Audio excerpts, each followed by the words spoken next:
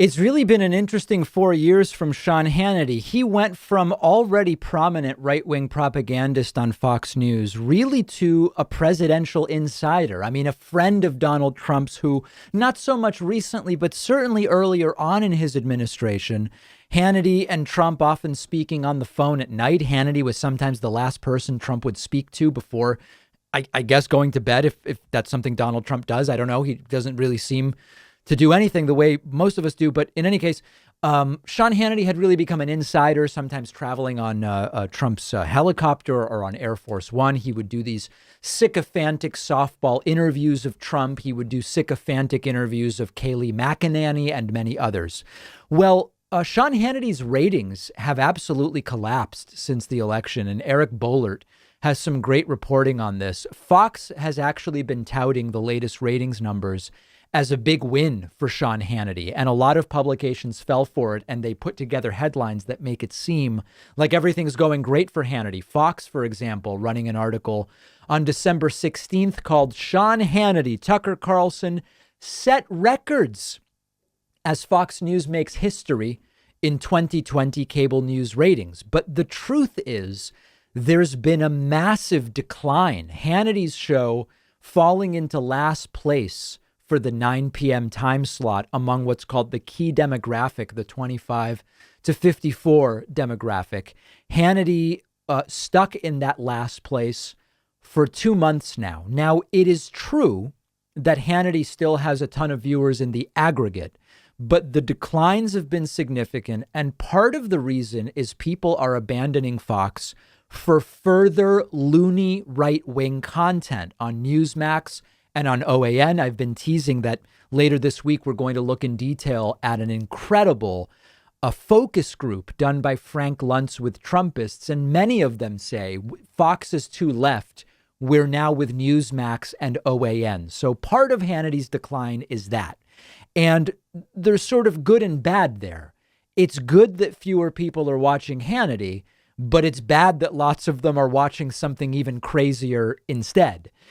Others have abandoned Hannity, and they started to in December when it became clear that all of Hannity's commentary about how Trump is just about to overturn the results. Any day now, this is the path. Mr. Mayor, Rudy, tell us what's the path. Once it became clear that wasn't going to happen, there were some, I guess you would call them deflated Trumpists who also abandoned. And it's also relevant to think about the untold damage that Hannity did throughout Trump's presidency. And one of the reasons Trump didn't face the same fate as Richard Nixon is there's a far more radical Republican Party today. But another reason that Trump didn't face Richard Nixon's fate is the right-wing media apparatus that's so robust and powerful in the 21st century. That didn't exist in the 1970s during Richard Nixon's Watergate scandal. So this is funny because, I mean, listen, it's funny because it's funny, but it's also interesting because there are real questions about what right-wing media will look like during the next, for example, 2 years, the first 2 years of Joe Biden's presidency, and what will be the lead up to the 2022 midterm elections. Something else that's important: the size of the pie for radical right-wing propaganda is not getting any bigger right now. So at the beginning of Trump's candidacy and presidency, Trump brought in a lot of people who were never into politics. That grew the pie for right-wing media.